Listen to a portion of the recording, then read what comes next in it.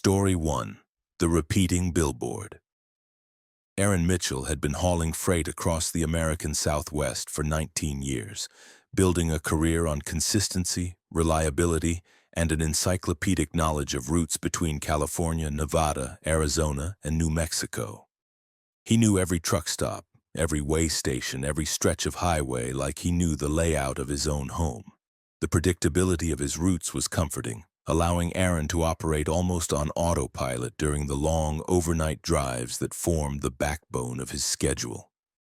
His load on this particular Tuesday was routine: electronics from a warehouse in San Bernardino, California, destined for a distribution center in Albuquerque, New Mexico. The route was one Aaron had driven at least 200 times, I-15 to I-40 east, crossing the Mojave Desert through the night, arriving in New Mexico by morning. He'd loaded at 6 p.m., planning to drive straight through, deliver by 8 a.m., and be back home in California by evening. The Mojave crossing was always Aaron's favorite part of the drive. The empty desert stretched endlessly in all directions, the highway cutting through landscape that looked alien under the starlight. Civilization reduced to the occasional gas station or rest area. Aaron found peace in the solitude, the hours passing in comfortable silence broken only by the rumble of his diesel engine and the occasional crackle of CB radio traffic. Around midnight, Aaron noticed a billboard he'd never seen before. It wasn't the presence of a billboard that was strange. Advertising signs dotted the highways, promoting everything from casinos to fast food to tourist attractions. What was strange was that Aaron didn't remember this particular billboard existing on this stretch of I-40, and he'd driven past this exact spot hundreds of times. The billboard's message was simple, white text on black background illuminated by spotlights. "Turn back now. This is your only warning." Aaron frowned at the cryptic message. Turn back from what? There was nothing ahead except more desert highway, the same route he'd driven countless times without incident. The billboard had to be some kind of advertising gimmick, probably for a horror attraction or escape room in one of the towns along the route. He continued driving, dismissing the billboard as he'd dismissed countless other roadside advertising over his career. But 15 minutes later, he saw it again. The exact same billboard, same message, same white text on black background. Turn back now. This is your only warning. Aaron checked his odometer. He'd traveled nearly 18 miles since passing the first billboard. This had to be a different sign, part of a series promoting the same attraction. Advertisers often placed multiple billboards along highways, building anticipation or reinforcing their message through repetition. But something about seeing the identical message twice made Aaron uneasy. He'd been driving this route for 19 years and had never noticed these billboards before. When had they been installed? Why didn't he remember them from previous trips? 15 minutes later, the billboard appeared a third time. Same message, same lighting, same positioning relative to the highway. Aaron was certain now that something was wrong. He'd traveled another 17 miles, putting significant distance from the previous billboard. Yet here was the same message appearing again. Aaron grabbed his CB radio. "This is Desert Runner calling any eastbound traffic on I-40. Anyone else seeing the weird billboards? The ones telling people to turn back? Come back." Static crackled through the speaker, then a voice responded. "Desert Runner, this is Nighthawk. I'm about 40 miles ahead of you on I-40 eastbound. Haven't seen any billboards matching that description. What's your 20? Aaron gave his approximate location, describing the surrounding landscape. Nighthawk confirmed being on the same stretch of highway, but insisted no such billboards existed. "You sure you're not seeing things, Desert Runner? These overnight runs can play tricks on your eyes sometimes." Aaron wanted to argue, but couldn't dismiss the possibility that fatigue was affecting his perception. Maybe the billboards were real, but the message was different from what he was reading. Maybe his tired brain was misinterpreting ordinary advertising as something more ominous. He continued driving, determined to pay closer attention when the next billboard appeared. 12 minutes later, it did. Aaron slowed his truck and studied the sign carefully as he approached. The message was exactly as he'd seen before. Turn back now. This is your only warning. The billboard looked old, despite Aaron's certainty that it hadn't existed on previous trips. Weathered wood frame, faded paint, lights that flickered slightly as if the electrical connection was failing. Aaron pulled his truck onto the shoulder and stopped, leaving his hazard lights flashing while he walked back toward the billboard on foot. He needed to examine it closely, confirm whether it was real or somehow a hallucination his truck's motion was creating. The walk took about 8 minutes, Aaron covering the quarter-mile between where he'd parked and where the billboard stood.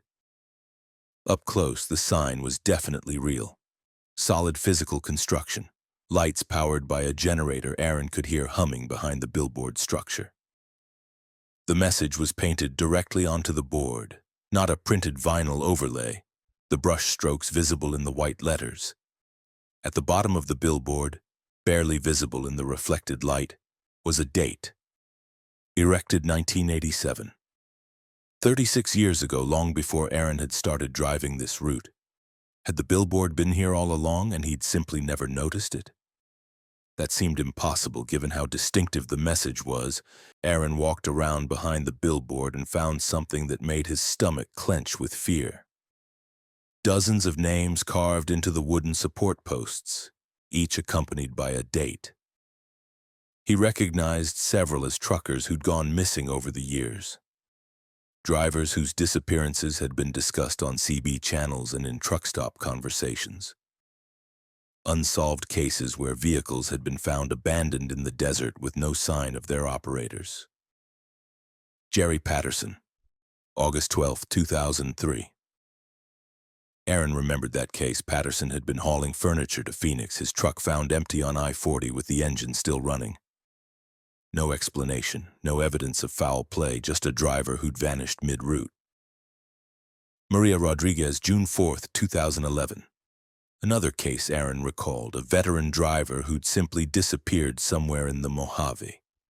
Her truck was eventually located in a ravine 20 miles from the highway, but Maria's body was never recovered. The list went on, at least 40 names that Aaron could see in the limited light from his flashlight. 40 drivers, all disappeared along this stretch of highway, all apparently after ignoring the billboard's warning to turn back. Aaron ran back to his truck, his heart hammering, his professional calm completely shattered. He climbed into his cab and immediately began executing a U-turn, intending to reverse course and take a different route to Albuquerque. He didn't care about the delivery schedule anymore, didn't care about the penalties for missing his window. That billboard was warning of something real, something that had claimed at least 40 other drivers, and Aaron wasn't going to be number 41.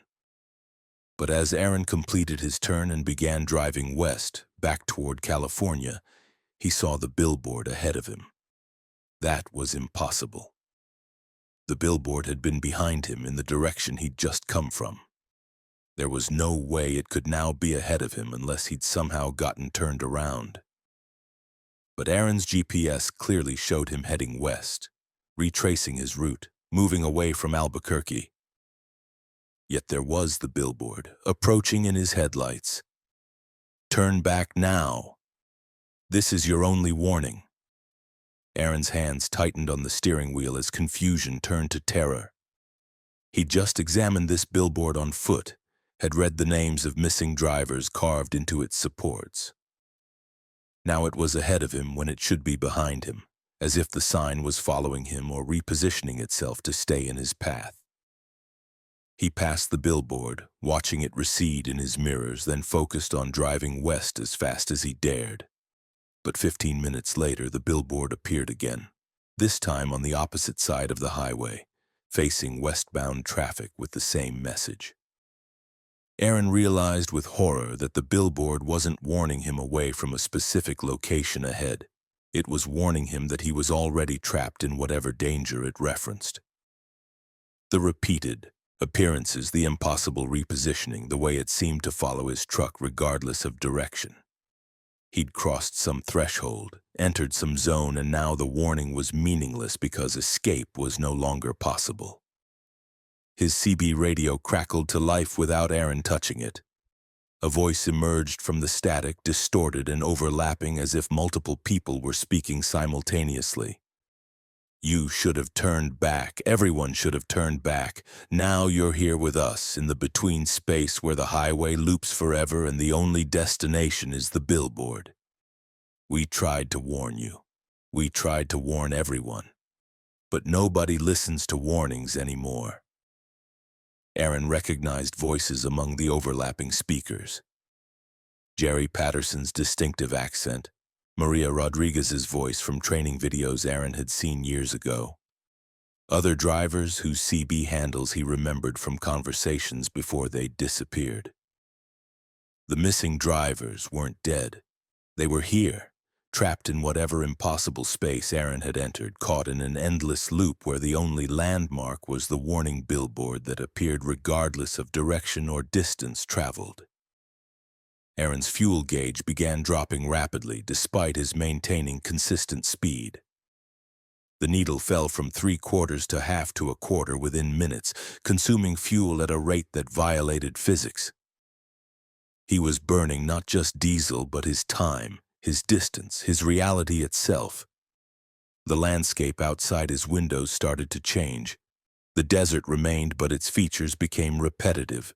The same rock formation appearing every few miles, the same scraggly tree visible over and over, the same distant mountain never getting closer or farther away. Aaron was traveling through geography that looped back on itself, covering distance without actually going anywhere. More trucks appeared on the highway around him, driving in both directions, all of them from different eras. Aaron saw vehicles from the 1970s, 1980s, 1990s, all the decades since the billboard had been erected in 1987. Each truck contained a driver visible behind the wheel, and each driver looked desperate, frightened, trapped. They were all caught in the same loop, all the drivers who'd failed to heed the billboard's warning, all condemned to drive this impossible stretch of highway forever. Burning fuel that refilled just enough to keep them moving, but never enough to feel secure. Passing the warning billboard repeatedly while understanding that turning back was no longer possible because there was nowhere to turn back to. Aaron tried every strategy he could conceive. He attempted leaving the highway entirely, driving off-road into the desert, but his truck refused to leave the pavement. The steering wheel wouldn't respond when he tried to turn away from the road. He tried stopping completely, shutting down his engine, but the truck continued moving forward at the same steady speed regardless of whether the engine was running. The loop had him just as it had 40 other drivers before him, just as it would have whoever came next and ignored the warning. Days passed, or what felt like days. Aaron's watch continued functioning, showing time advancing. But the sky never truly changed from the perpetual midnight darkness that characterized the loop. His body didn't tire or hunger or age, frozen in the same state as when he'd entered the trap. Aaron eventually stopped trying to escape and simply drove, joining the endless procession of trapped vehicles, passing the billboard countless times per subjective day, seeing the message that had tried to warn him. Turn back now. This is your only warning. He understood now that the billboard was the only mercy the loop offered, a single chance to avoid the trap, placed at the boundary before it became inescapable. Those who heeded the warning turned back before crossing the threshold, taking alternate routes, adding hours to their trips but remaining in the real world. Those who ignored it, like Aaron, like the 40 names carved into the billboard's supports, became permanent residents of the loop. Aaron's name eventually appeared carved into the billboard's wooden posts, though he never saw who added it. Aaron Mitchell, September 19, 2023. Another missing driver, another unsolved disappearance, another truck eventually found abandoned with no explanation of where its operator had gone. His family filed missing person reports. His company investigated. Law enforcement searched. But they found no answers because Aaron wasn't missing in any normal sense. He was driving an impossible section of highway that existed outside normal geography, trapped in a loop with 40 other drivers, all of them condemned to cover the same distance endlessly, without ever arriving anywhere.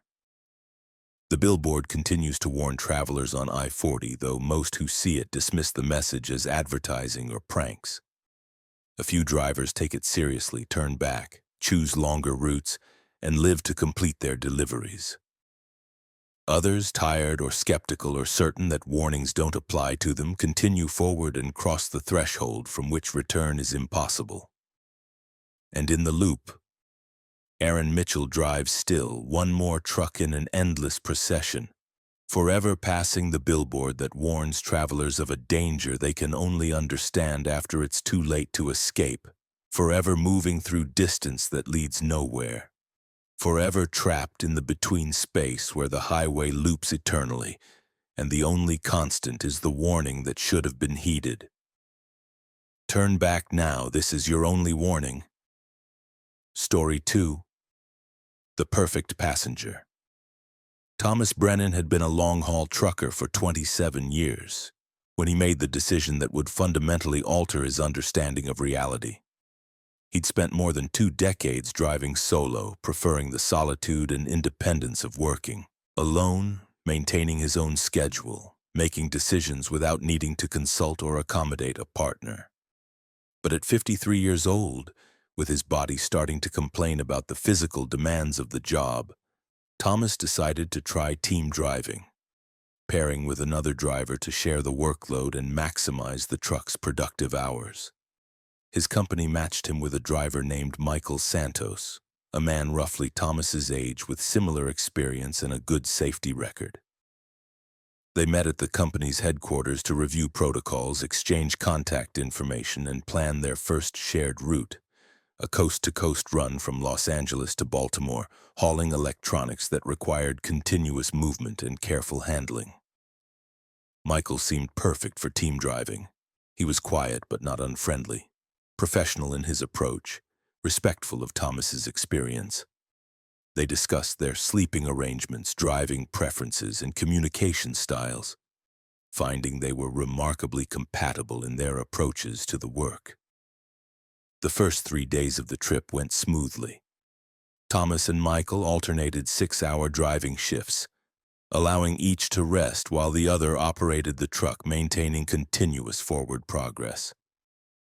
They developed an easy rhythm, communicating efficiently about route choices and rest stops, respecting each other's need for sleep and privacy.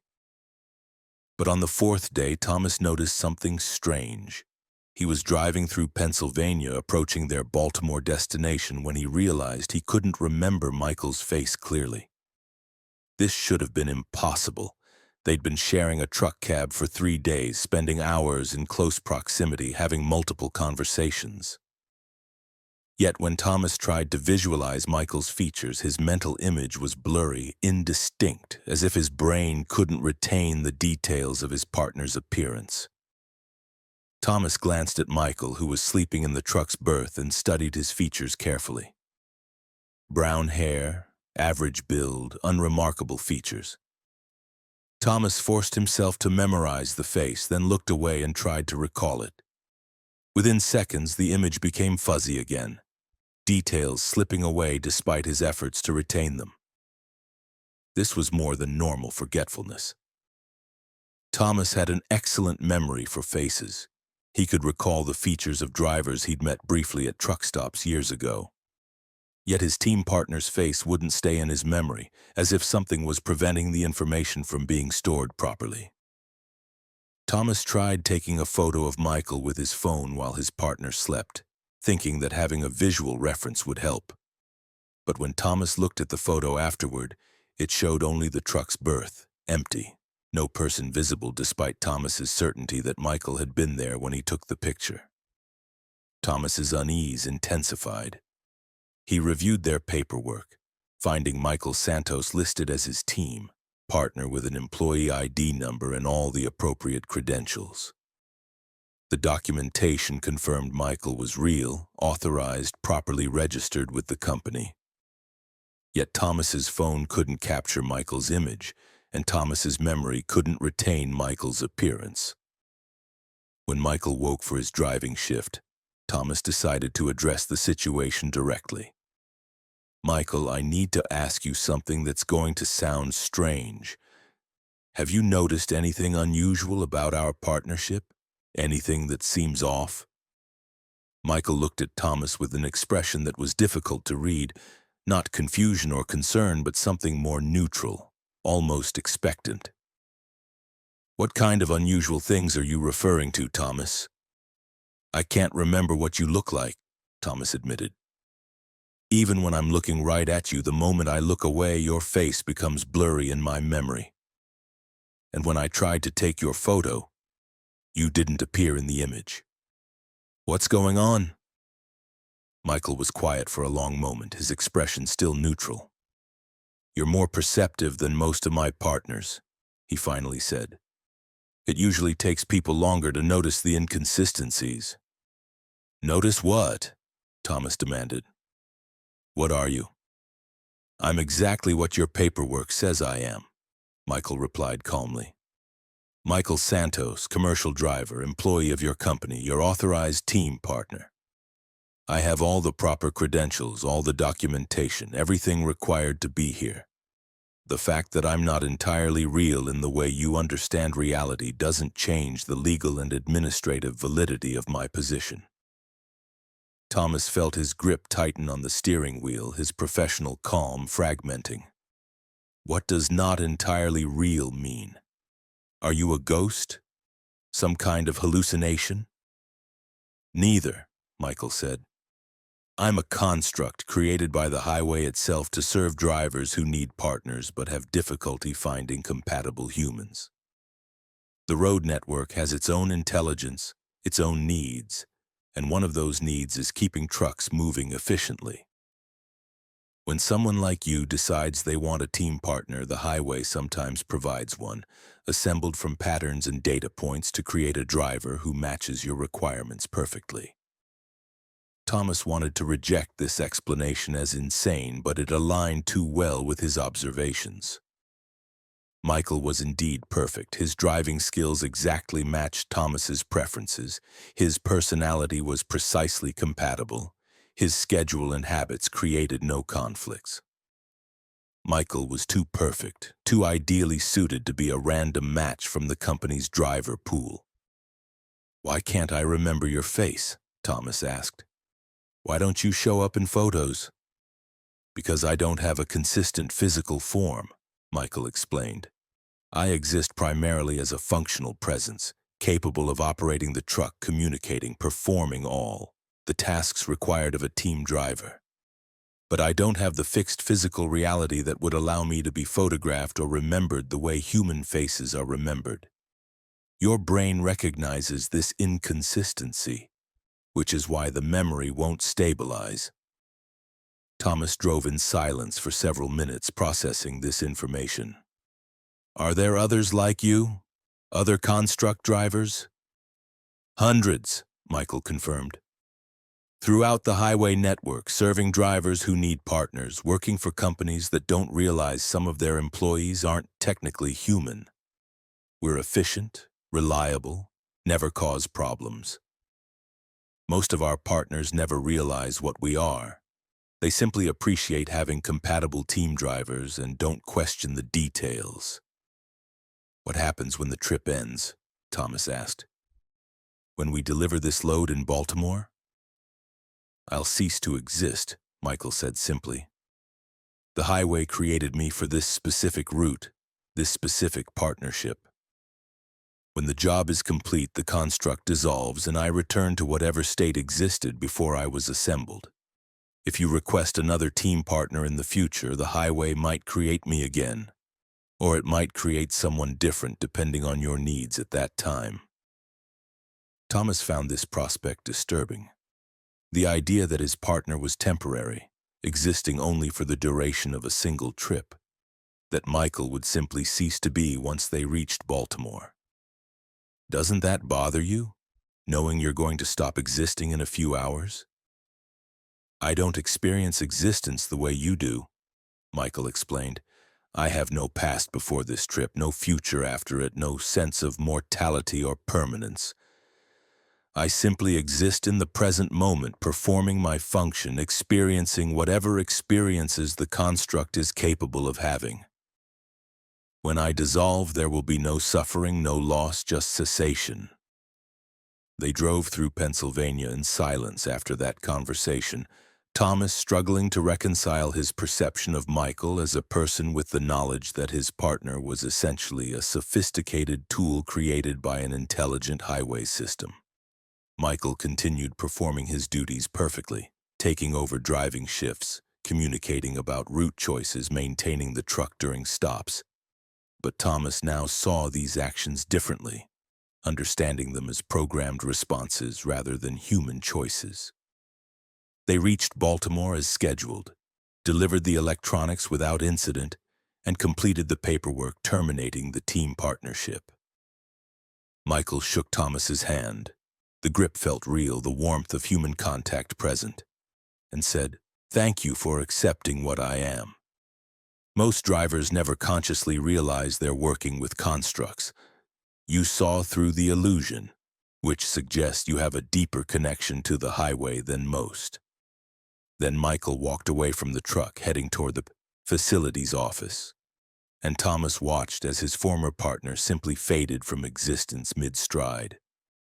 Not dramatically, not with any visual effect, just a gradual reduction in presence until the space Michael had occupied was empty, as if he'd never been there at all.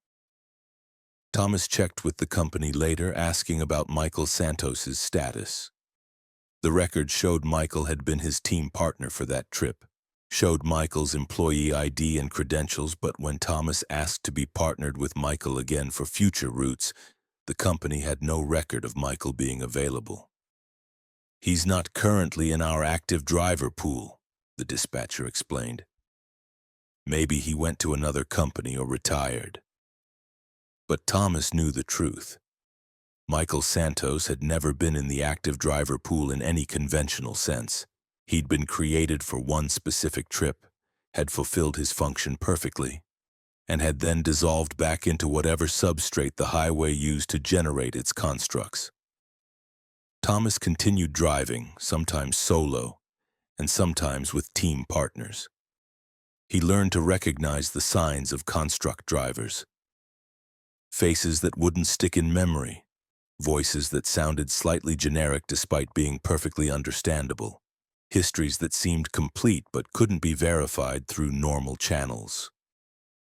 About 1 in every 4 or 5 team partners Thomas worked with showed these characteristics, suggesting that the highway's use of constructs was more widespread than anyone in the trucking industry realized.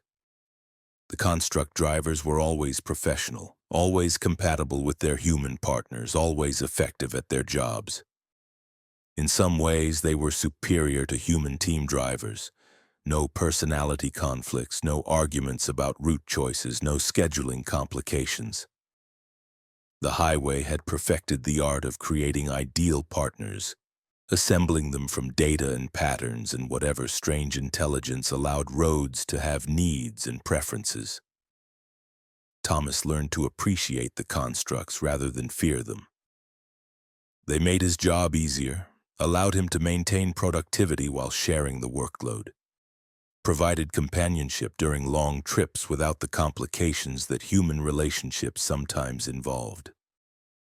And when each trip ended and his construct partner dissolved back into the highway, Thomas felt only mild melancholy, understanding that what had seemed like a person was really just a temporary manifestation of the road's intelligence. But sometimes Thomas wondered about the implications of the highway creating drivers.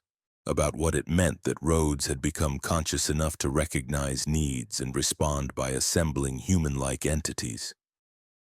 What else was the highway capable of creating? What other manifestations existed that humans interacted with daily without realizing they weren't entirely real? Thomas Brennan still drives, now 60 years old with 34 years of professional experience. He's worked with dozens of team partners over the years. Roughly a third of them human and two-thirds construct drivers assembled by the highway for specific trips. He's learned to tell the difference, learned to appreciate each for what they offer. Learned that reality is more complex than the simple division between real and unreal. The perfect passenger is often not a person at all, but a construct, assembled from patterns and intelligence that exists in the highway network itself. And Thomas has made peace with this truth, accepting that the roads he travels are more alive and aware than anyone in the industry officially acknowledges, that his career has been spent serving a transportation network that is itself capable of thought, need, and creation. Michael Santos was one perfect passenger, dissolved now into the highway that created him. But others like him continue to appear, matching with drivers who need partners, fulfilling their functions flawlessly, then dissolving when their trips end. The highway provides what its drivers need, and sometimes what they need is a team partner who exists just long enough to complete a single journey before returning to the realm of potential from which all constructs emerge. Thomas drives on, sometimes alone and sometimes with partners who are more and less than human, serving the highway that serves him, maintaining a symbiotic relationship with a road network that has become something far more than simple asphalt and paint, something capable of creating life, or at least a convincing approximation of it, when the need arises. Story 3. The Maintenance Stop. Carl Henderson had been hauling freight across the Mountain West for 15 years, running routes through Colorado, Wyoming, Montana, and Idaho, navigating mountain passes and remote highways with the confidence of long experience. His truck was his livelihood, maintained meticulously, inspected religiously, kept in optimal condition through careful attention and preventative maintenance. Carl had learned early in his career that breakdowns were expensive in both time and money, that staying ahead of mechanical problems was essential for a successful independent operation, which made it all the more frustrating when his truck began experiencing intermittent electrical issues on a Thursday afternoon while crossing southern Wyoming on I-80.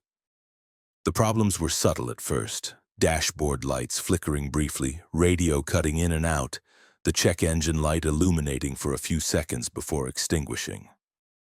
Nothing that affected the truck's drivability, but concerning enough that Carl knew he needed to address it before the issue escalated. He checked his GPS for the nearest service facility and found a truck repair shop about 40 miles ahead, just off the highway in a town called Bridger Station. Carl didn't remember ever hearing about Bridger Station despite his 15 years driving this route, but Wyoming had plenty of small towns he'd never visited. He called the shop's phone number listed in the GPS, confirmed they could look at his electrical system, and took the exit when it appeared. The exit ramp was poorly maintained, the pavement cracked and weathered, weeds growing through fissures in the asphalt. Warning signs suggested this route didn't see much traffic, but the GPS insisted this was the correct path to the repair facility, so Carl continued, following the access road through increasingly desolate landscape. Bridger Station appeared after about 3 miles, or what the road sign claimed was Bridger Station, though it looked more like an abandoned town than a functioning community. The buildings were old and weathered, windows dark or boarded, no vehicles visible on the streets. But the repair facility Carl had called was easy to identify. A large metal building at the edge of town with Bridger Station Truck Repair, painted in fading letters across the front. Carl pulled his truck into the facility's lot, noting that despite the town's abandoned appearance, the repair shop looked operational. Lights were on inside, equipment was visible through the bay doors, and a man in mechanic's coveralls emerged to greet Carl as he climbed down from his cab. "You must be Henderson," the mechanic said, consulting a clipboard. "Called about electrical issues. Pull your truck into Bay 3 and let's have a look." Carl followed instructions, backing his rig into the indicated service bay. The interior of the facility looked well equipped with modern diagnostic tools and repair equipment, which seemed incongruous with the town's abandoned state. The mechanic, whose name tag identified him as Roy, connected a diagnostic computer to Carl's truck and began running tests while Carl waited in a small office area. The office had a strange quality Carl couldn't quite identify. Everything looked normal. Desk, chairs, filing cabinets, a coffee maker. But something about the space felt off, as if he were looking at a photograph of an office rather than an actual functional workspace. The coffee in the pot was hot and smelled fresh, but when Carl poured himself a cup, the liquid tasted flat and flavorless, like colored water rather than actual coffee. Roy returned after about 45 minutes, his expression serious. "Found your problem. Alternator is failing and it's damaged some of the wiring harness. I can fix it, but it'll take about 4 hours. You're welcome to wait here, or there's a diner about 2 blocks down if you want food." 4 hours was longer than Carl wanted to spend in this strange, abandoned town, but he had little choice. The repairs were necessary and there was no closer facility. "How much are we talking?" Carl asked. Roy consulted his clipboard. "Parts and labor, about $1,800. I can have you back on the road by 8 p.m. The price was reasonable, high, but not exploitative given the location and urgency. Carl agreed to the repairs and decided to explore the town while waiting, curious about Bridger Station's apparent abandonment despite having an operational truck repair facility. The main street was eerie in its emptiness. Buildings lined both sides, a post office, a grocery store, several retail shops, a diner Roy had mentioned. All looking frozen in time, as if the entire population had simply walked away one day, leaving everything behind. But the structures showed no signs of vandalism or decay beyond normal weathering, suggesting the abandonment was recent or at least orderly. Carl entered the diner, finding it unlocked and lit despite showing no customers or staff. Booths lined the walls, a counter ran along one side, kitchen equipment was visible through a service window. Everything was clean and maintained, tables set with silverware and napkins as if ready for customers who never arrived. "Hello?" Carl called. "Anyone here?" No response came. Carl walked through the diner to the kitchen, finding it similarly maintained and empty. Food was visible in the refrigerators, fresh-looking, properly stored, but no staff was present to prepare or serve it. Carl left the diner and tried several other buildings, finding the same pattern. Structures that looked operational and maintained, but completely devoid of people. The grocery store's shelves were stocked. The post office had mail sorted into boxes. The retail shops had merchandise displayed on racks. Everything suggested an active community except for the total absence of any residents. Carl returned to the repair facility as sunset approached, finding Roy still working on his truck. "Where is everyone?" Carl asked. "The whole town looks abandoned, but everything's maintained like people still live here." Roy didn't look up from his work. "Bridger Station serves a specific function," he said. "It's here when travelers need it, provides services that can't be found elsewhere. But it's not a place where people live in the conventional sense." "What does that mean?" Carl pressed. "Are you saying this town isn't real?" "It's real enough," Roy replied. "You can touch the buildings, use the facilities, get your truck repaired. But it exists outside normal geography, appears when needed, and remains hidden otherwise. You called for service, so Bridger Station manifested to provide it.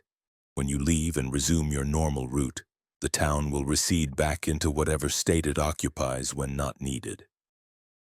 Carl wanted to dismiss this as nonsense, but he'd already noticed too many impossibilities about Bridger Station to simply rationalize them away. How long has this town been here? Depends on how you measure time, Roy said. Bridger Station has been serving travelers for as long as there have been travelers on these routes. Different eras, different forms, but the same essential function, appearing when needed to provide services that keep people moving. Are you even human?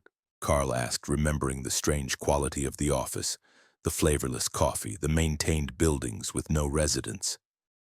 I'm human enough to fix your truck, Roy replied with what might have been a smile. What I was before taking this position or what I'll be after doesn't really matter. Right now I'm a mechanic serving a customer in Bridger Station, and that's sufficient for both of us.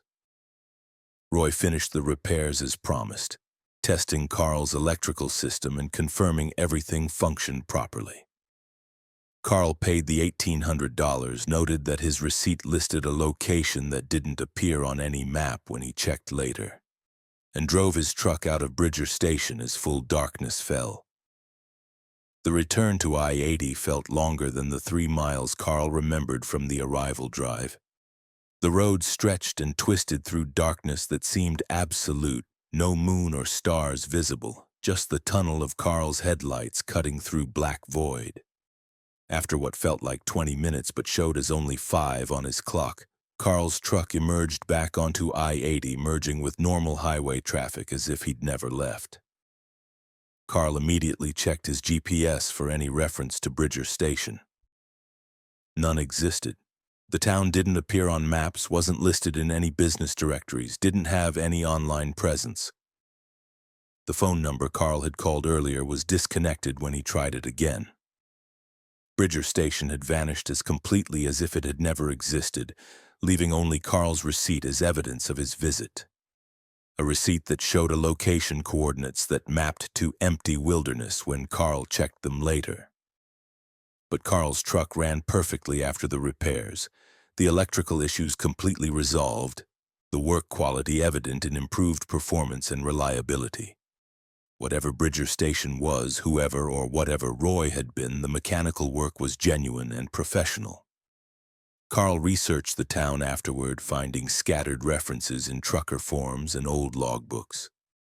Other drivers had visited Bridger Station over the decades, always under similar circumstances, needing repairs in remote areas, finding the town when GPS directed them to it, experiencing the eerie emptiness and receiving professional service before the town vanished from maps and memory. The reports suggested Bridger Station appeared throughout the Mountain West, manifesting in different locations depending on where travelers needed it, always providing the exact services required to keep trucks moving. Some drivers reported repair facilities like Carl had visited. Others described fuel stations or medical clinics or restaurants, whatever infrastructure was necessary for their specific needs.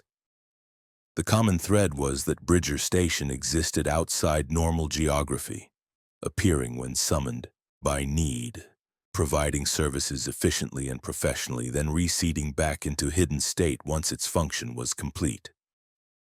The workers who staffed the town, mechanics like Roy or whoever filled other roles, were always competent and strange, human enough to interact with travelers but clearly not entirely real in conventional terms. Carl encountered Bridger Station twice more over his remaining trucking career, each time under similar circumstances of needing service in remote areas. The town appeared in different locations, once in Montana, once in eastern Oregon, but always had the same quality of maintained emptiness, the same professional staff who were more and less than human, the same excellent service that resolved problems and kept Carl moving.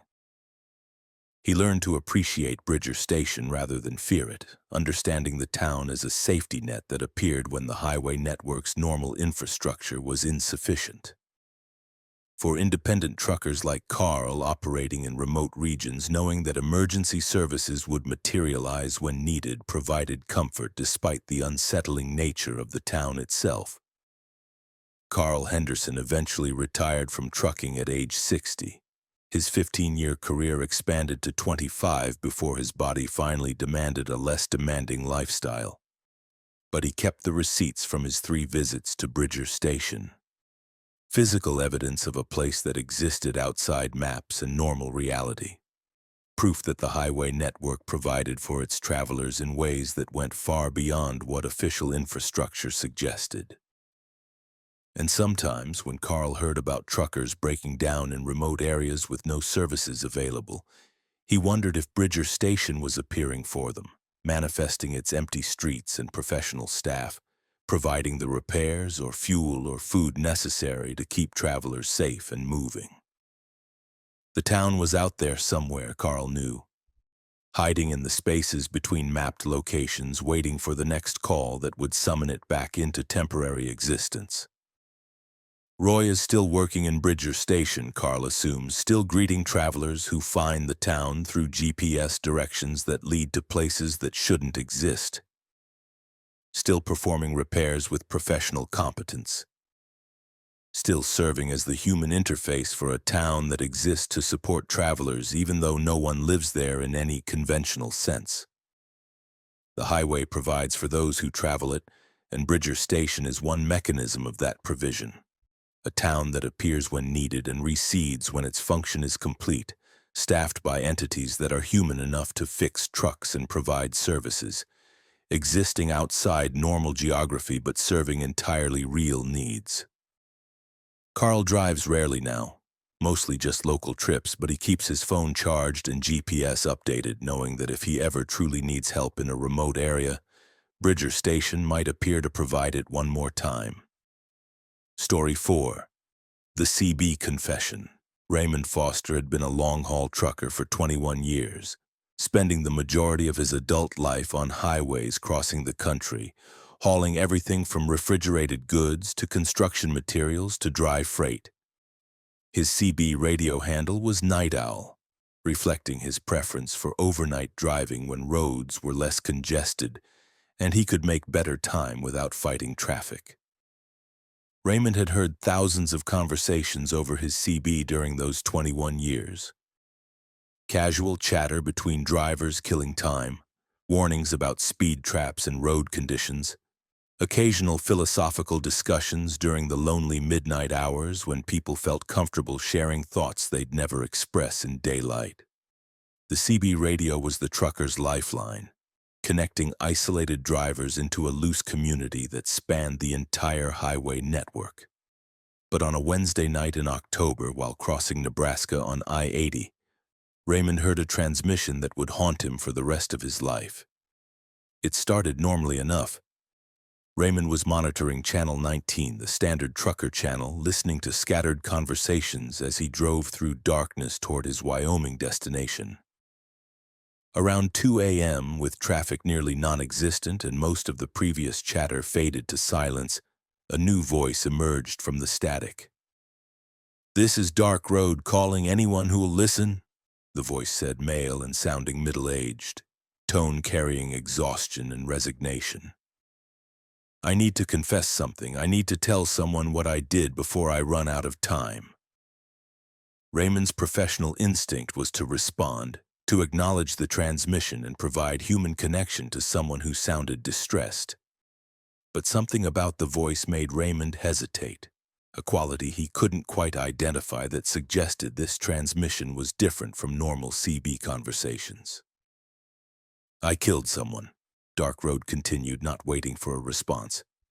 3 years ago, during a delivery run in Montana, there was an accident. My fault. I was driving tired, not paying attention. I hit a car on a mountain highway, sent it over the edge.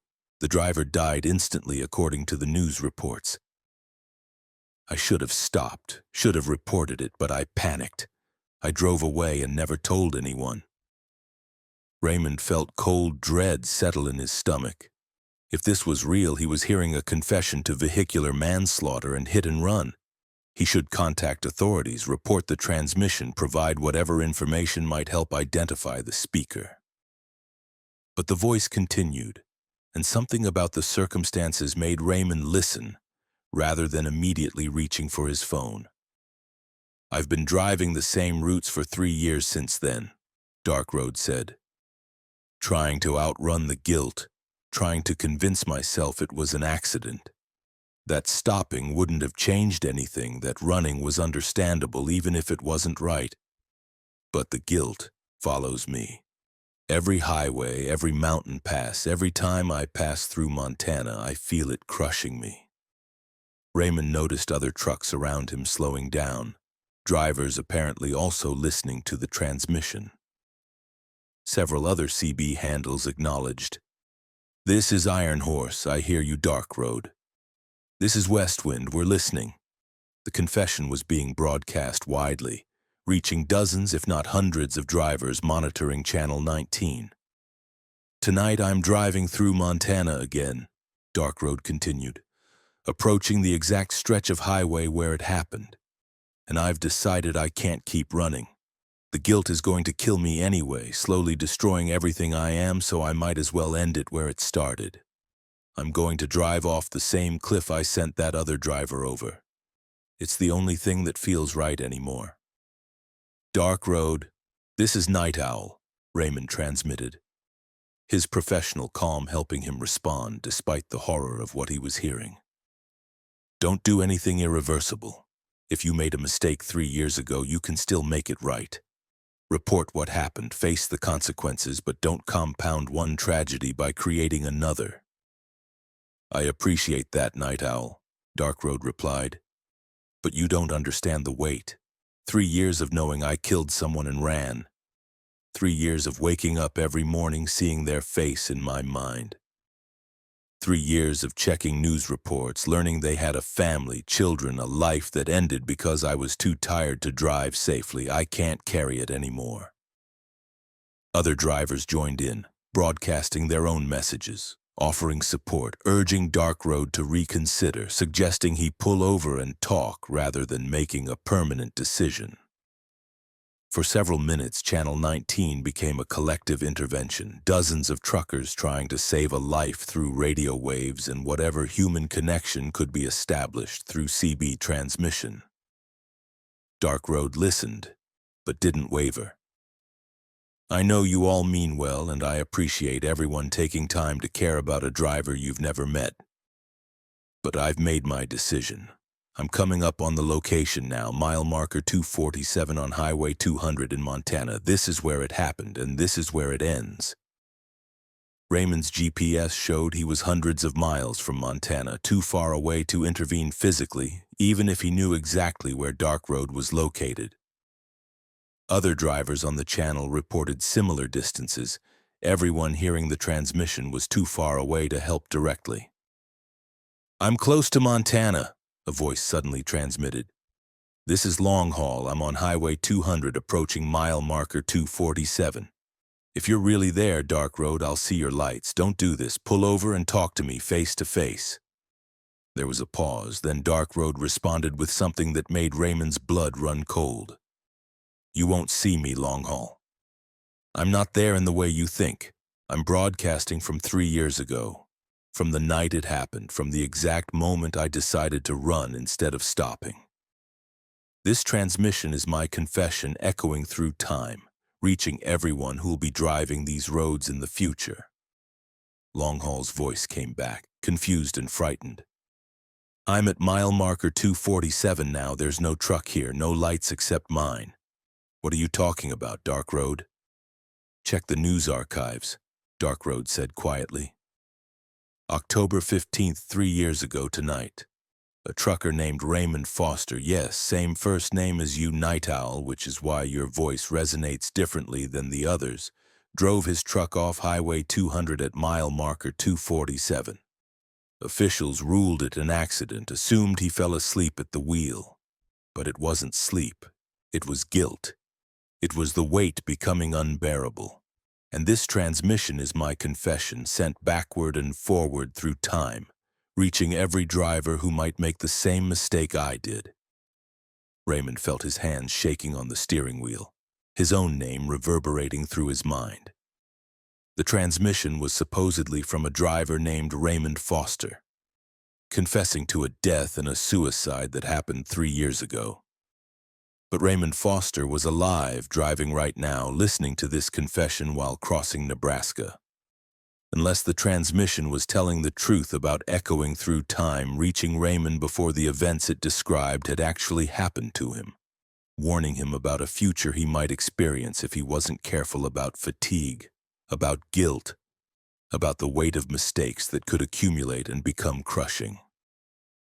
I need everyone hearing this to understand something, Dark Road continued, his voice now clearly coming from someone who was Raymond and wasn't Raymond, a version of him from a possible future or alternate timeline. The highways take everything from you if you let them. They take your time, your health, your relationships, your peace of mind. And if you make a mistake, one moment of inattention, one choice to drive tired when you should have stopped, they'll take your soul through guilt that never fades. The transmission was fading now, breaking up with static, the voice becoming distant. "Don't be me," Dark Road said, the words barely audible. "Don't let fatigue make you a killer. Don't let guilt make you a suicide. The highways demand everything, but you don't have to give them your life. Learn from my mistake, learn from my ending. Be careful out there." The transmission ended, leaving only static on Channel 19. Raymond and the dozens of other drivers who'd been listening sat in stunned silence, processing what they'd heard. Raymond pulled over at the next rest area, his hands still shaking, and researched news archives for October 15th, 3 years prior. He found the article. Trucker dies in single vehicle crash on Highway 200. The victim was listed as Raymond Foster, age 43, from the same hometown where Raymond currently lived. The circumstances matched exactly what Dark Road had described. A truck going over a cliff at mile marker 247 ruled an accident, though investigators noted no evidence of mechanical failure. Raymond was 40 years old. In 3 years, he'd be exactly the age the other Raymond Foster had been when he died. The transmission had been real, or real enough. A warning sent from a timeline where Raymond had made different choices, had caused a death through negligence, had been unable to live with the guilt. Raymond's career changed after that night. He became obsessive about rest, about never driving when tired, about maintaining alertness and focus at all times. He turned down loads that would require pushing his hours, refused to drive through fatigue, prioritized safety over schedule with religious intensity. And he never forgot the transmission from Dark Road, the confession from a version of himself that had failed in the worst possible way and had chosen death over living with the consequences. That alternate Raymond Foster had reached back through time, or across timelines, or through whatever mechanism allowed CB transmissions to transcend normal causality, to warn his other self about the dangers of compromised attention and accumulated guilt. Raymond Foster continued driving for another 12 years after hearing the transmission, completing his career at age 52 without any serious accidents or fatalities. He never experienced the event that had destroyed his alternate self, never caused a death through negligence, never faced the guilt that had driven Dark Road to suicide. Whether the transmission changed Raymond's future or simply showed him a timeline he'd successfully avoided, he never knew. But the warning was effective.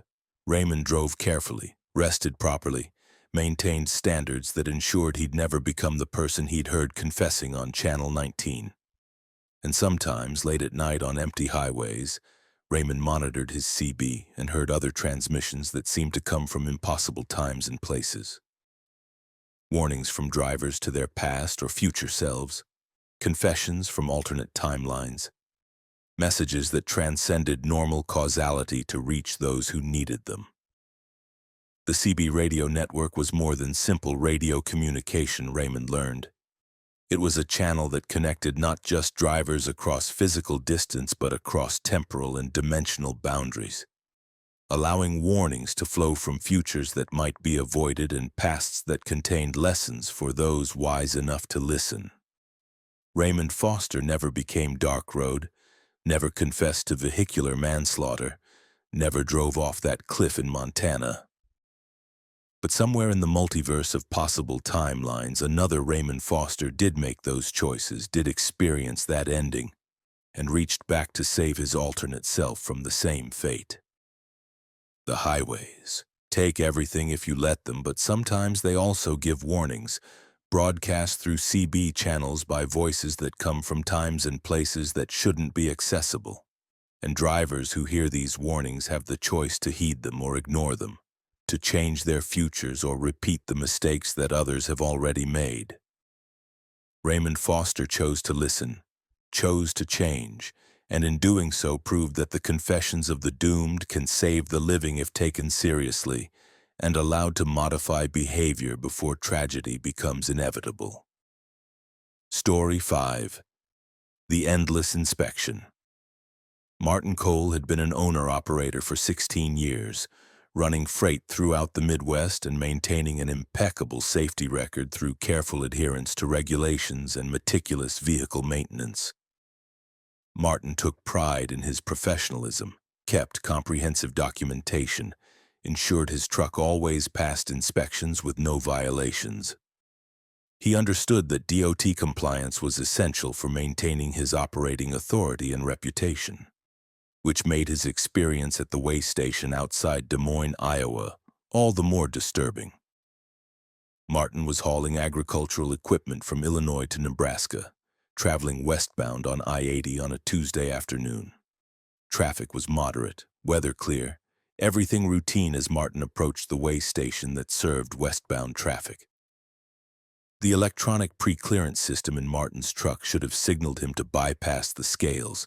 His safety rating was excellent, his documentation current, no reason for a physical inspection. But the bypass signal didn't illuminate. Instead, Martin's in-cab display showed, "Inspection required, proceed to scale." Martin sighed but complied, taking the ramp that led to the way station. Inspections were inconvenient but part of the job, and Martin had nothing to hide. His truck was properly maintained, his logs were accurate, his cargo was legally secured. This would be a routine check that shouldn't take more than 30 or 40 minutes. He pulled onto the scale, shut down his engine as instructed, and waited for the DOT officer to approach. The officer who emerged from the way station building looked standard, uniform, clipboard, professional demeanor. Though Martin noticed the man's name tag was oddly blank, just a white rectangle where a name should have been displayed. "License, registration, and logs," the officer said without preamble. Martin provided the requested documents, all of which were in perfect order. The officer reviewed them carefully, spending far longer than necessary examining paperwork that should have been straightforward to verify. "Pull forward to Bay 3 for physical inspection," the officer finally said, returning Martin's documents. "We'll need to examine your cargo and conduct a full vehicle safety check." Martin complied, though he felt the first stirrings of concern. Full inspections were rare, for drivers with clean records. They typically occurred when pre-clearance systems flagged specific concerns or when random selections were conducted. Martin had no violations that would trigger special attention, making this seem unusually thorough. Bay 3 was a covered inspection area where Martin's truck could be examined in detail.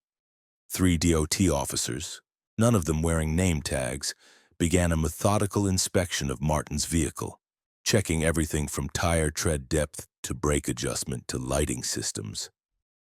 Martin stood aside and waited, confident his truck would pass every check. The inspection stretched past the expected 30 minutes, reaching an hour, then 90 minutes. The officers worked with meticulous precision, documenting every aspect of Martin's truck, occasionally consulting among themselves before making notes on their clipboards. When they finished the vehicle inspection, they began examining Martin's cargo, checking securement straps, measuring weight distribution, photographing the agricultural equipment Martin was hauling. "Everything checks out so far," one officer finally reported to Martin. But we need to verify your documentation more thoroughly. Wait here. Martin waited in Bay 3 while the officers disappeared into the way station building with his paperwork. Another hour passed. Martin tried using his phone to check email and pass the time, but discovered he had no signal despite being in an area where coverage should be excellent. His satellite communication system also showed no connectivity. When the officers finally returned, their expressions were unnervingly neutral. "We found some discrepancies in your logs," one said. "The hours don't match up with your recorded GPS positions. We're going to need to conduct a more detailed investigation." "That's impossible," Martin protested. "My logs are automated, synced directly from my truck systems. There can't be discrepancies." "Nevertheless, we've found them," the officer insisted. "We'll need to impound your truck while we complete our investigation. You're free to leave and arrange transportation, but the vehicle stays here until we're satisfied everything is in order." Martin felt panic rising. Impounding his truck would be financially catastrophic. He'd lose the delivery, face penalties from his customer, have his truck unavailable for however long the investigation took. "Can I see these discrepancies? Can you show me specifically what doesn't match?" The officers exchanged glances, then led Martin into the way station building to review his logs. But when they pulled up the documentation on their computer system, Martin was shocked to see information that didn't match his actual records. The system showed him logging far more hours than legally permitted, showed him in locations he'd never visited, displayed violations that would result in serious penalties if confirmed. "This isn't my data," Martin said firmly. "Someone has corrupted these records or mixed them up with another driver. My actual logs, stored in my truck's system, will show completely different information." "We retrieved this directly from your truck's ELD," one officer said. "This is what your system reported." Martin was certain this was wrong, but had no way to prove it without accessing his truck's electronic logging device to download the original data. The officers agreed to allow this, and they all returned to Bay 3 where Martin's truck sat. But when Martin attempted to access his ELD, the system showed exactly what the officer's computer had displayed. Hours and locations that didn't match Martin's memory. Violations that would destroy his safety rating if they stood. Either Martin's memory was completely unreliable, or something had modified his electronic logs after the fact to create apparent violations. "I want a lawyer," Martin said, invoking his legal rights. "I'm not admitting to any violations, and I want legal representation before this goes any further." The officer's neutral expressions didn't change.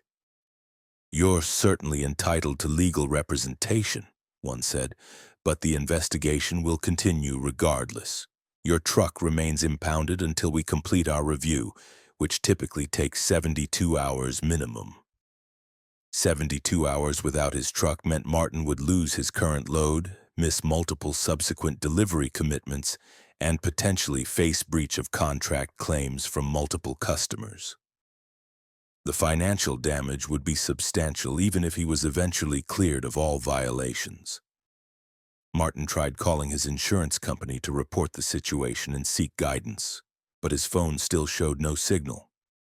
He asked to use the way station's phone but was told the system was down for maintenance. Every potential avenue for getting help or advice was somehow blocked. Time began to behave strangely in Bay 3. Martin's watch showed an hour passing, but when he checked the wall clock in the building, only 15 minutes had elapsed according to that display. His truck's clock showed a different time from both his watch and the wall clock. Martin couldn't determine how long he'd actually been at the way station. It felt like 6 or 7 hours, but the physical evidence suggested contradictory durations. The officers continued their investigation, finding new violations as they examined Martin's truck more thoroughly. They discovered cargo weight distributions that allegedly violated regulations, despite having approved the same cargo earlier.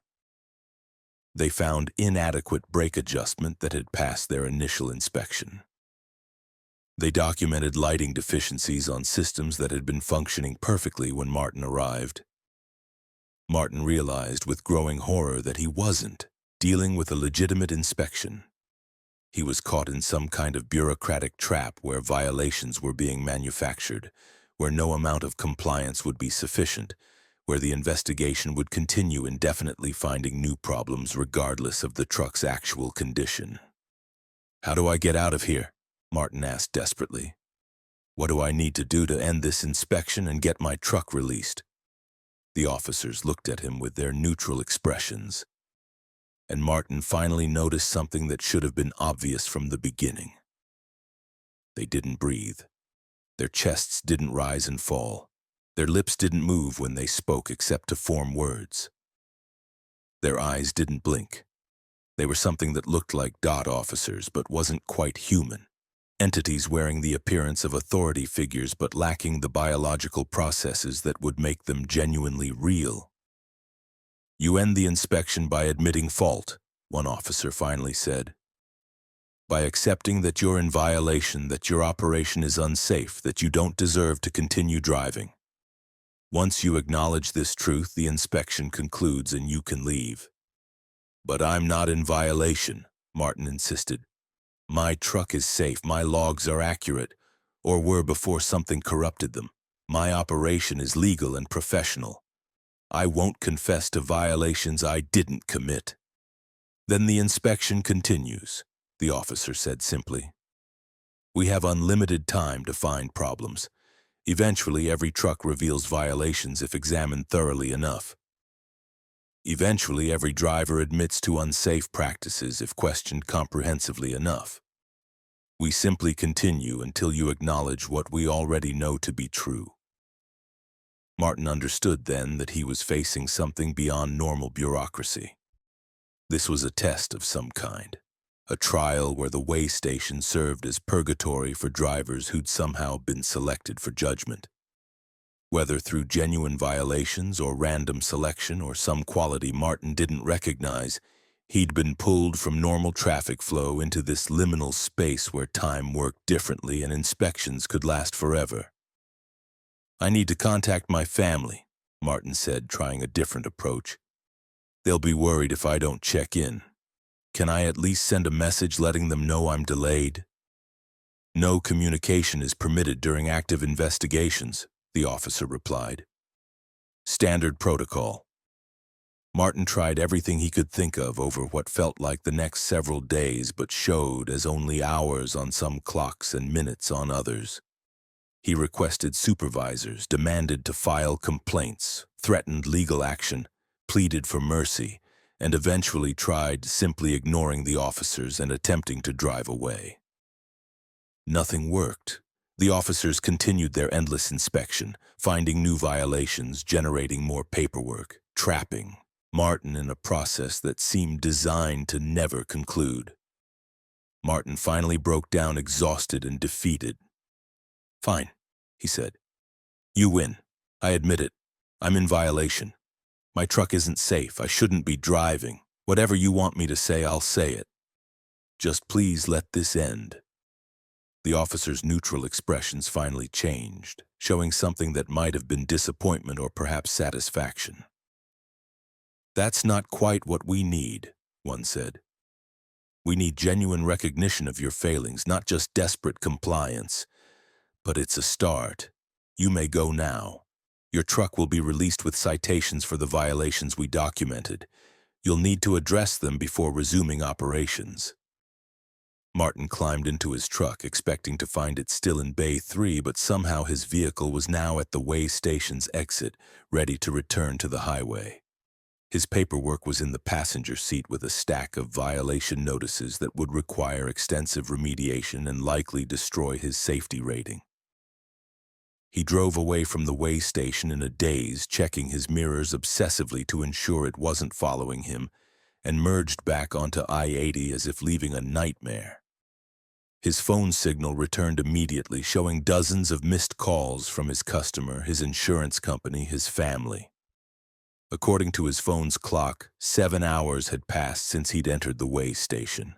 A full workday lost to an inspection that had felt like multiple days. Martin delivered his load as best he could manage with the delay, then began the process of addressing the violations the way station had documented.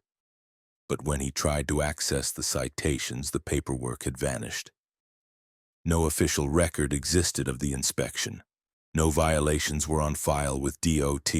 No evidence remained of the 7 hours Martin had spent trapped in Bay 3.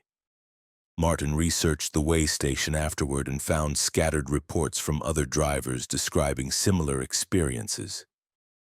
Getting pulled in for routine inspection and then trapped in endless bureaucratic processes that seemed designed to break them psychologically rather than ensure legitimate safety compliance. Some drivers reported being held for days, others for weeks, all experiencing the time distortion and the officers who didn't quite seem human. The common thread was that drivers either eventually confessed to violations they didn't commit and were released with citations that later disappeared, or they maintained their innocence and remained trapped until they gave up trucking entirely. Their trucks eventually found abandoned at the way station with no sign of the operators. Martin Cole continued his trucking career but developed an obsessive avoidance of that particular way station outside Des Moines. He researched alternate routes, planned his timing to cross Iowa when the way station was closed, even rerouted through different states entirely to avoid the possibility of being pulled in again. The 7 hours he'd lost and the psychological trauma of the endless inspection had marked him permanently. And Martin warned other drivers about the trap, describing his experience on CB channels and in truck stop conversations, trying to help others avoid the same fate. Most listeners dismissed his story as exaggeration or fatigue-induced hallucination, but a few, those who'd had similar experiences at various way stations throughout the country, recognized the truth in Martin's account. The endless inspection continues to claim victims occasionally, pulling drivers into bureaucratic purgatory where time flows wrong and violations are manufactured, where officers who don't breathe conduct examinations that can last forever unless the driver breaks and confesses to failings they may not actually possess. Martin escaped with his career intact, but his confidence shattered, knowing that the highway system's infrastructure includes traps disguised as routine checkpoints, places where normal safety inspections become something else entirely. Trials of will and spirit that test whether drivers deserve to continue or should be removed from the highway's flow. The way station still operates outside Des Moines, still pulls in trucks for inspection, still employs officers whose name tags remain blank. And occasionally a driver enters for routine examination and doesn't emerge for hours or days or ever, trapped in the endless inspection that serves purposes beyond what any Department of Transportation would officially acknowledge. Story 6. The Delivery to Nowhere. Samuel Grant had been hauling freight for 12 years when he received what seemed like a straightforward delivery contract through a broker he'd worked with occasionally. The load was described as industrial equipment. Origin was a warehouse in Memphis, Tennessee, and the destination was listed as Receiving Facility 14, coordinates provided. The pay was excellent, nearly triple Samuel's normal rate for the distance involved, which should have raised questions. But Samuel had hauled high-value cargo before that commanded premium rates, and the broker was legitimate, so he accepted the contract and headed to Memphis for pickup. The warehouse was located in an industrial area on Memphis's outskirts, unremarkable among dozens of similar facilities. The loading process was efficient, workers using forklifts to place sealed crates into Samuel's trailer. The cargo was heavy but within legal weight limits, properly secured, documented with standard shipping paperwork. The only unusual aspect was the destination. Instead of a street address, Samuel's contract listed GPS coordinates: 36.97 N, 88.7949 W.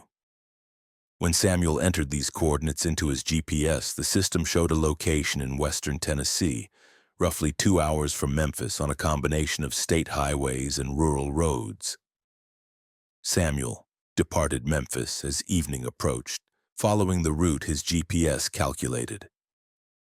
The first hour was straightforward, traveling on well-maintained state highways through familiar territory. But as Samuel turned onto smaller roads following the GPS's directions, the landscape became increasingly remote and the navigation increasingly strange. The GPS showed Samuel making progress toward the destination coordinates, distance counting down appropriately. But the roads themselves seemed wrong, too narrow for commercial traffic, poorly maintained, occasionally unpaved. Samuel questioned whether his GPS was malfunctioning, but the system showed strong satellite signal and accurate positioning.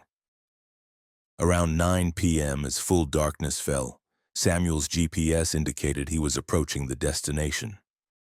The road had deteriorated to little more than a dirt track, barely wide enough for his truck, surrounded by dense forest on both sides. This couldn't be right. No industrial facility would be located on a road this primitive. No receiving dock would be accessible only via dirt track. But the GPS insisted, approaching destination, 0.2 miles.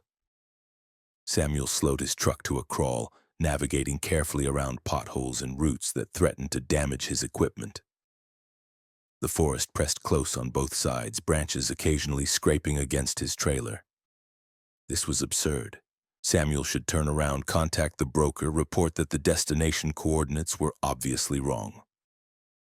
Arriving at destination, the GPS announced, though Samuel saw nothing ahead except more dirt road disappearing into darkness. He stopped his truck and sat trying to decide what to do when lights appeared in his mirrors. Another vehicle approaching from behind. A pickup truck pulled alongside Samuel's cab and a man climbed out, wearing work clothes and a reflective vest. "You must be Grant," the man called up. "You're right on time. Follow me to the dock." "There's a dock out here?" Samuel asked skeptically. "In the middle of nowhere?" "About a quarter-mile ahead," the man confirmed. "Road gets narrower, but your rig will fit if you're careful. I'll guide you in." Samuel followed the pickup deeper into the forest, the road becoming barely wider than his truck, trees creating a tunnel of vegetation overhead. This entire situation violated every standard of professional freight delivery. But Samuel had come too far to turn back now without at least seeing whether the destination actually existed. The forest opened suddenly into a clearing where a building stood, a nondescript metal structure, maybe 40 feet on each side, with a single loading dock. Generator lights illuminated the area, and several workers waited near the dock. "Back up to the dock," the man from the pickup instructed. "We'll unload and you can be on your way."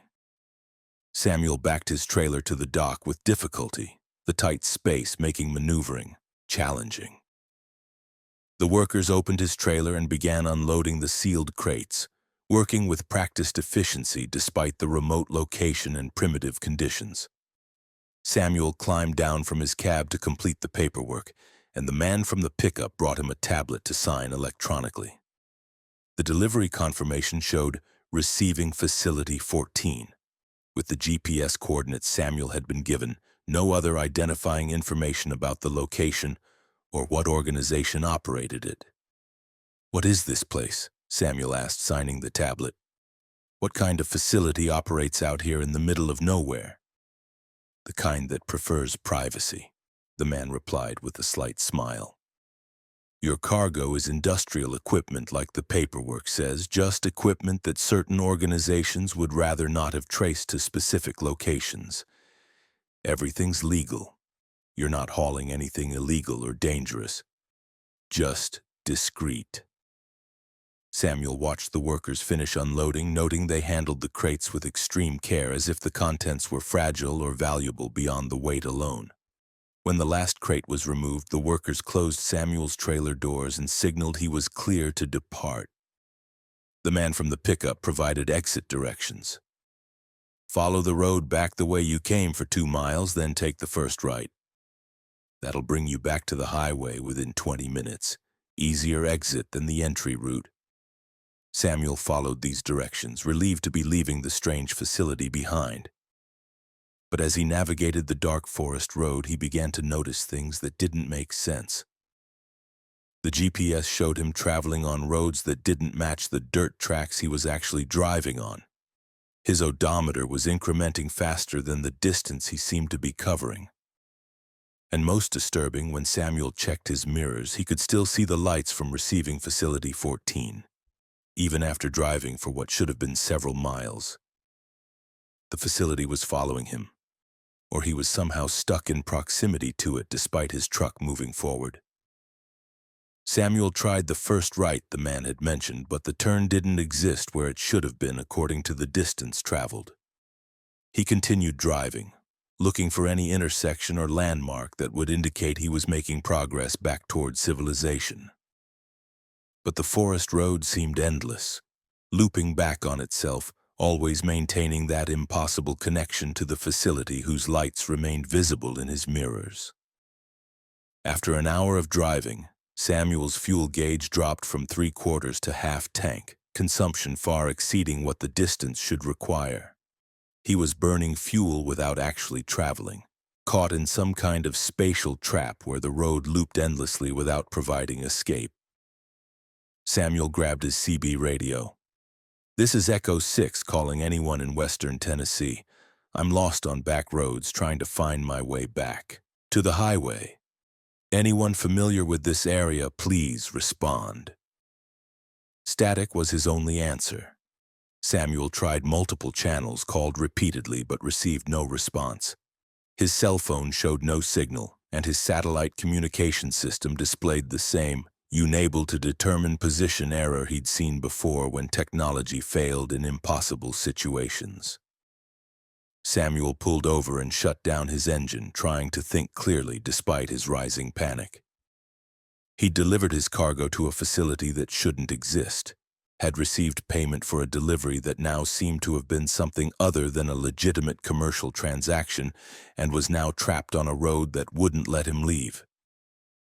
He climbed down from his truck and walked back along the road, following it on foot to see if it truly looped or if there was some turn he'd missed while driving. After about 20 minutes of walking, Samuel found himself back at his truck, approaching it from ahead as if he'd walked a complete circle despite the road appearing to be linear.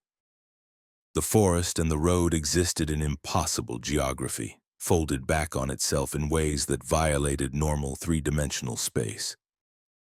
Samuel was caught in a trap, just as he suspected other drivers had been caught before him when delivering to these mysterious coordinate-based locations.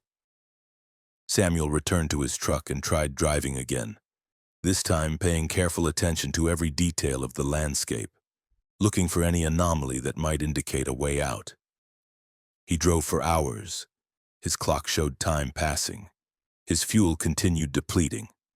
But the loop never broke. The facility lights remained visible in his mirrors, and the forest road refused to connect with any normal highway. As dawn approached, or what Samuel's clock indicated was dawn, though the darkness never truly lifted, Samuel noticed a change. The facility lights behind him began to flicker, and the road ahead showed a faint glow as if sunrise was finally penetrating the forest canopy. Samuel accelerated toward the light, and suddenly his truck burst from the forest onto a normal paved highway.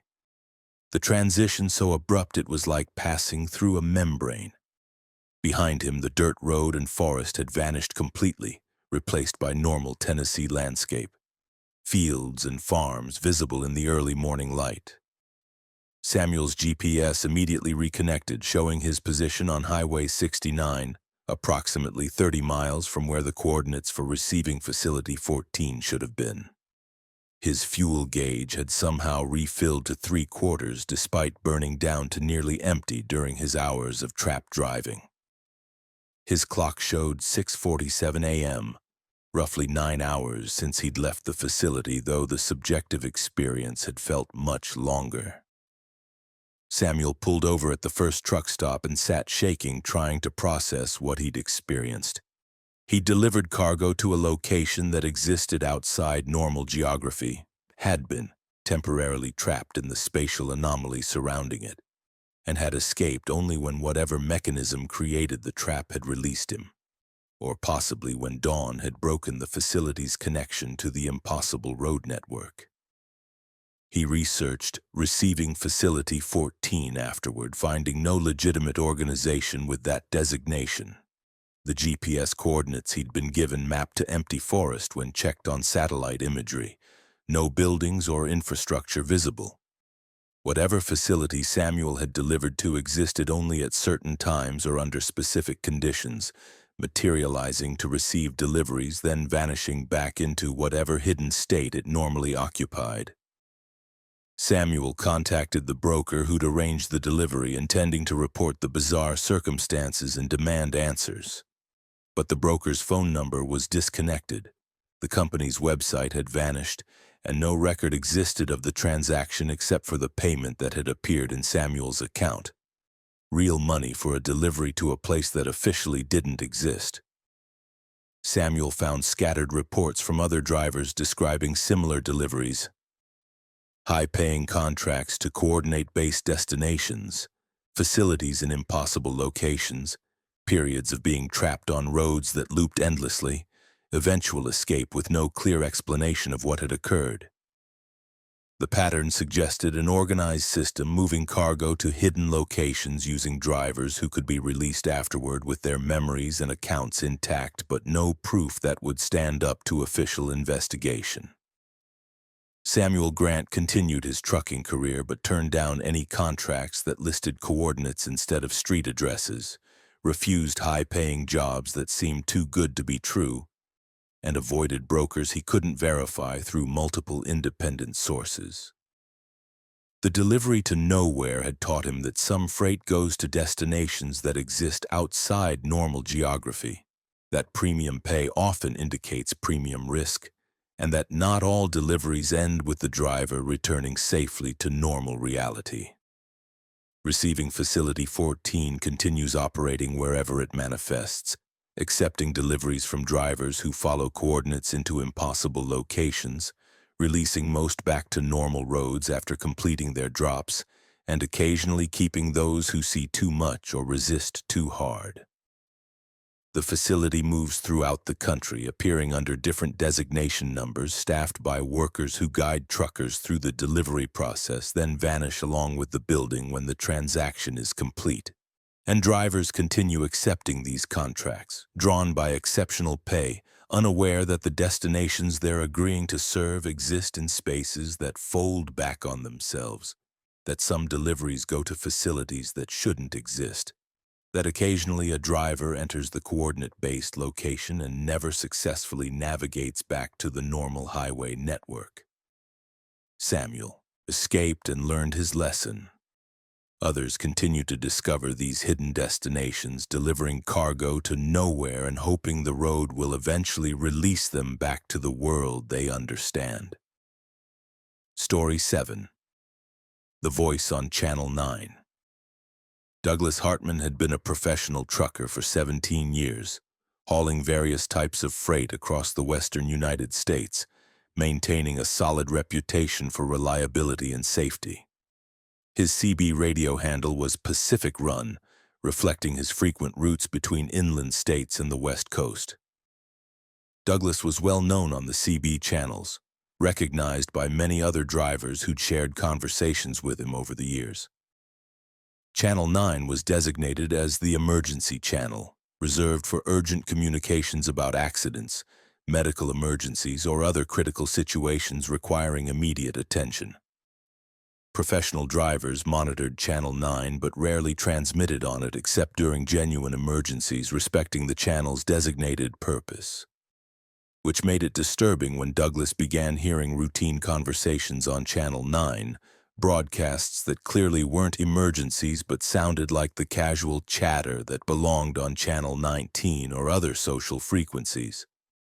The voices discussed weather, routes, truck stop recommendations, Normal driver talk, but transmitted on the emergency channel as if the speakers didn't know or care about proper radio etiquette. Douglas's first impulse was to correct this behavior, to remind the broadcasters that Channel 9 was for emergencies only. But something about the conversation stopped him. A quality in the voices that suggested they weren't coming from contemporary drivers but from somewhere or someone else. The conversations had an anachronistic quality. Speakers discussed truck models that hadn't been manufactured in decades, mentioned gas prices from years past, referenced truck stops that Douglas knew had closed long ago. Yet the transmissions were clear and strong, not the faint or static-filled broadcasts that might indicate they were somehow echoing from the past. Douglas began monitoring Channel 9 more carefully during his drives, listening to these impossible conversations while also keeping an ear on Channel 19 for normal traffic. The emergency channel broadcasts continued, growing more frequent, the voices becoming more distinct.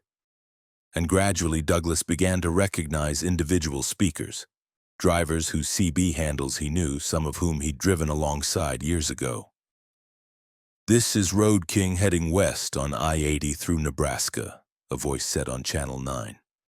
"Anyone got information about that rest area near mile marker 180? Heard they've got hot food service now." Douglas remembered Road King, an older driver he'd conversed with frequently about 7 or 8 years ago before Road King had retired from long-haul trucking. The man would be in his 70s now, living in Florida, according to the last information. Douglas had heard definitely not driving I-80 through Nebraska. "Road King, this is Pacific Run," Douglas transmitted, unable to resist responding. "You're broadcasting on the emergency channel. Switch to Channel 19 for regular conversation." There was a pause, then Road King responded directly to Douglas. "Pacific Run? Good to hear your voice, brother. Been a while since we talked. You still running California routes?" "Road King, when did you get back to driving?" Douglas asked, confused. "I thought you retired years ago." "Retired?" Road King sounded puzzled. "I'm not retired. I'm right here on I-80 making my regular run to Sacramento. You feeling okay, Pacific Run?" Douglas felt cold dread spreading through his chest. Road King spoke as if no time had passed since they'd last conversed, as if the retirement and intervening years hadn't occurred.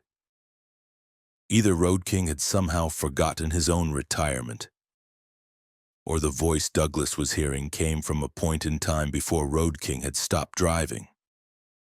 "What's today's date, Road King?" Douglas asked carefully. "It's October 23rd, Road King replied. "Why? What year?" Douglas pressed. There was a longer pause. "What kind of question is that? It's 2016, same as it was yesterday. You sure you're okay, Pacific Run?"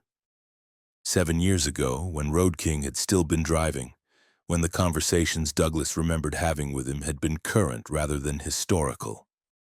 The transmission wasn't coming from the present. It was somehow broadcasting from 7 years in the past, Road King's voice reaching forward through time to emerge on Channel 9 in 2023.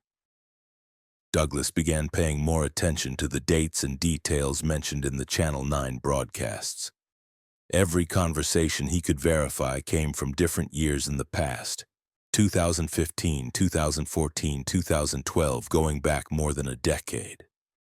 The emergency channel had somehow become a conduit for transmissions from multiple historical points, voices of drivers broadcasting in their own present, but received by Douglas in his present years later.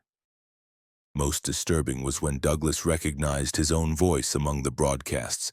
He was driving through Nevada on I-80, monitoring Channel 9 as had become his obsessive habit when he heard, "This is Pacific Run eastbound on I-80, just past the Lovelock exit. Anyone got weather information for the route ahead? Looks like storms might be building." It was definitely Douglas's voice, but he didn't remember making that transmission. He checked his position. He was westbound on I-80, not eastbound, and nowhere near Lovelock. Yet his own voice continued, conversing with other drivers, discussing conditions that Douglas didn't recognize. Douglas pulled over and checked his old logbook, searching for any trip where he'd been eastbound on I-80 passing Lovelock. He found the match. October 2018, 5 years ago, a run from Utah to Illinois during a stormy period. Douglas had indeed transmitted on his CB during that trip, discussing weather with other drivers.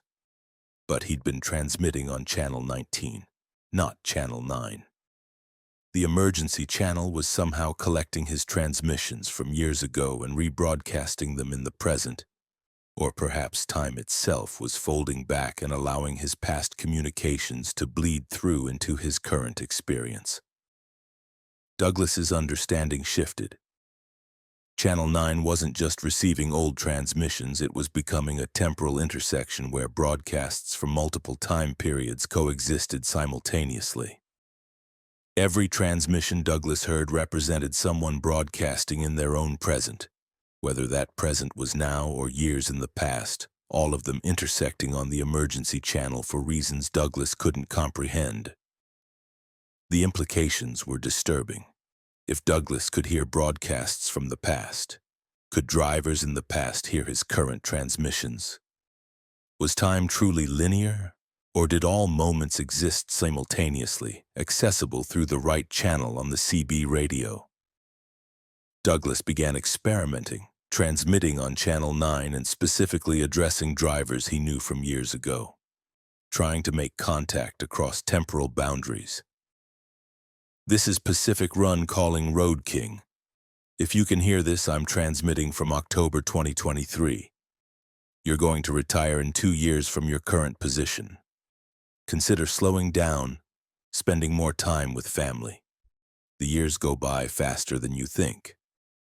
He received no direct response, but the next time Douglas heard Road King's voice on Channel 9, the older driver mentioned feeling uncertain about his career, wondering if it was time to think about retirement. Had Douglas's message reached across 7 years to influence Road King's decisions? Or was Douglas simply hearing broadcasts that had always led to Road King's retirement and mistakenly believing he'd caused the change? Time became increasingly fluid for Douglas as he continued monitoring Channel 9. He heard his own future transmissions occasionally, versions of his voice discussing routes and conditions he hadn't experienced yet, making deliveries that were months or years ahead of his current timeline. These future broadcasts gave Douglas glimpses of what was coming, warnings about problems he'd eventually face, advice his future self was sending backward to help his current self navigate challenges. The most chilling transmission came on a February evening as Douglas was crossing Wyoming. His own voice emerged from Channel 9, sounding older and more strained. This is Pacific Run transmitting from 2028. If anyone hears this, especially past versions of me, I need you to avoid Highway 287 through Wyoming on February 14th. There's an accident coming, a chain reaction pileup during a blizzard, multiple fatalities. I was there. I barely survived. The memory still haunts me 5 years later. If you can change it, if you can warn drivers away from that route on that date, please try. February 14th was 5 days away. Douglas checked the weather forecasts, finding predictions of a major winter storm system moving through Wyoming during that exact period. His future self was warning about a disaster that hadn't happened yet from his current perspective but had been experienced by the Douglas of 2028. Douglas spent the next 5 days attempting to warn every driver he could contact via CB, social media, and direct phone calls. He explained that dangerous conditions were predicted for Highway 287, that drivers should avoid the route or at least delay their trips until the storm passed. Most listeners dismissed his warnings as excessive caution, but some took him seriously and altered their routes. February 14th arrived with the predicted blizzard, and Highway 287 through Wyoming was hit with whiteout conditions and ice. Douglas monitored news reports anxiously, learning that there had been accidents but nothing approaching the mass casualty event his future self had described. A few vehicles had slid off the road, several more had minor collisions, but no one was killed. Had Douglas's warnings prevented the disaster his future self remembered? Or had the disaster never been going to occur in this timeline, with the 2028 broadcast coming from some alternate version of reality where different choices had led to different outcomes? Douglas never received clarification. The transmissions on Channel 9 continued, voices from past and future overlapping in the emergency channel's temporal intersection. But his future self never acknowledged whether the 2023 warnings had successfully changed 2028's history. Douglas Hartman continues driving, continues monitoring Channel 9, continues hearing broadcasts from years past and years future that suggest time is not the linear progression most people experience. The emergency channel has become something more than its designated purpose. It's a window into the highway's complete history, past and present and future coexisting. All the transmissions that have ever been sent or will be sent accessible simultaneously to those who know to listen. And Douglas occasionally transmits on Channel 9, sending messages backward and forward, trying to warn past drivers about dangers they'll face, trying to advise future drivers about problems they can avoid, maintaining a conversation across decades that challenges every assumption about causality and time.